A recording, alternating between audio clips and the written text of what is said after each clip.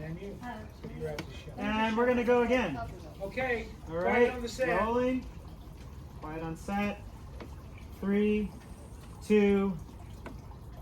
Hello, I'm Shayla. I'll be reading from my book of personal essays called Mississippi Rehab. This excerpt is from the chapter titled I Prefer Gay. I was straight married to a man I went to kindergarten with. When he asked me to marry him, I replied, "Can I have chickens?" And he said yes. We grew up in Greenwood, Mississippi, but lived in Slaughter, a farming community 16 miles from town, where we raised a flock of 39 chickens and 2 turkeys. Wayne had a giant penis. He was also born with a giant head he didn't grow into until way after we divorced.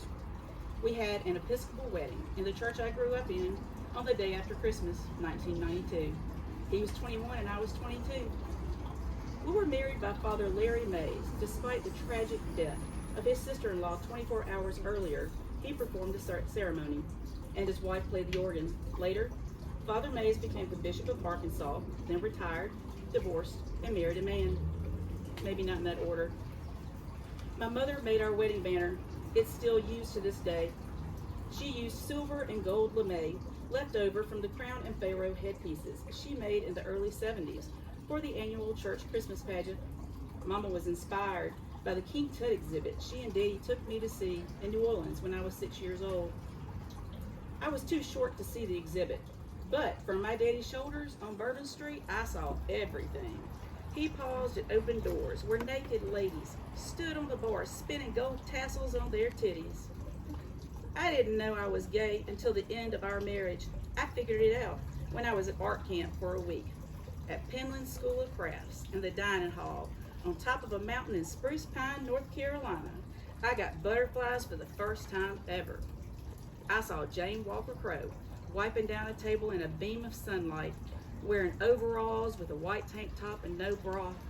Her dark brown hair was braided and twirled up on top of her head with clover flowers and a few coarse strands of gray sticking out. I had to catch my breath. It was August of 1997. I was there on a scholarship as a studio assistant for Ann Parks Hawthorne, a documentary photographer. Jane Walker Crowe was there on a work-study scholarship, taking a sculpture beading class. She was wild. She smoked weed, danced in the rain, and didn't shave her armpits. She smelled like patchouli. I'd never smelled it before. Jane Walker Crowe knew she caught my eye and asked me to take naked photos of her. I'd never felt so confidently attracted to someone in my entire life. I told her no. If I was alone with her, we wouldn't take any photographs. I was married, and I could not cheat.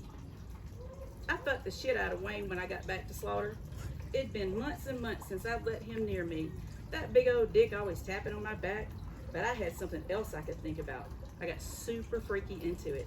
Even tasted myself on him for the first time. I was delicious.